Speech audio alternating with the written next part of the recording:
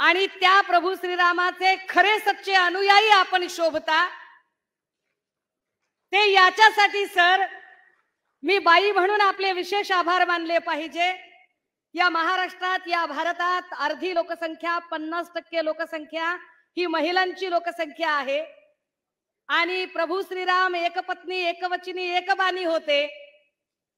Sir, काल आपण प्रभू श्रीरामाच्या मंदिरामध्ये दर्शनाला गेलात, सगळे रिच्युअल्स पार पाडलेत आणि आपण अत्यंत सन्मानाने महिला म्हणून आमच्या वहिनींचे अधिकार कुठेही डावलले नाही। आमच्या वहिनींना ते सगळे अधिकार आपण दिले। बाकी आम्ही काल बघितलं सर, काही नेते तुरु एकटेच जात होते आणि पत्नी वनवासातच सर।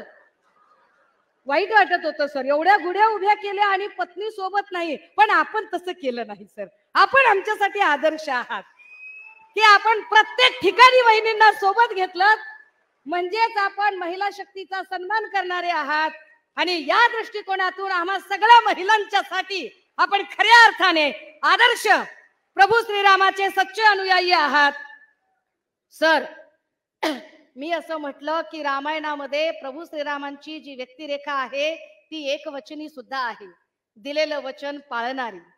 काल ज्यांनी प्राणप्रतिष्ठेचा सोहळा एक प्रचाराचं टूल किट सारखा केला, त्यांना मुळात एकवचनी असणं कळलंच नाही। ते आशिष कुरेशी, सॉरी शेलार आहे वाटतं ते, तर ते आशिष शेलार आणि असे खूप सारे लोक ते असं म्हणाले की अरे अरे आमचा नेता, यांना हे कळलंच नाही। अरे एकवचनी होते रे, प्रभू श्रीराम एकवचनी होते।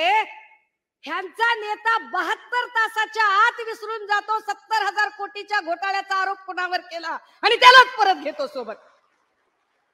कसले एकवचनी? ते आमचे देवा भाऊ इकडे एकवचनी म्हणतात आणि ते सांगतात राष्ट्रवादीशी युती नाही नाही नाही, आपला धर्म नाही, शाश्वत धर्म नाही, कधीही नाही। आणि पहाटे दुपारी 2-2दा लव्ह मॅरेज करतात, पळून जाऊ लव्ह मॅरेज करतात। हे कसले लव्ह? म्हणजे एकवचनी असण्याची व्याख्या काय असावी यांची? सर,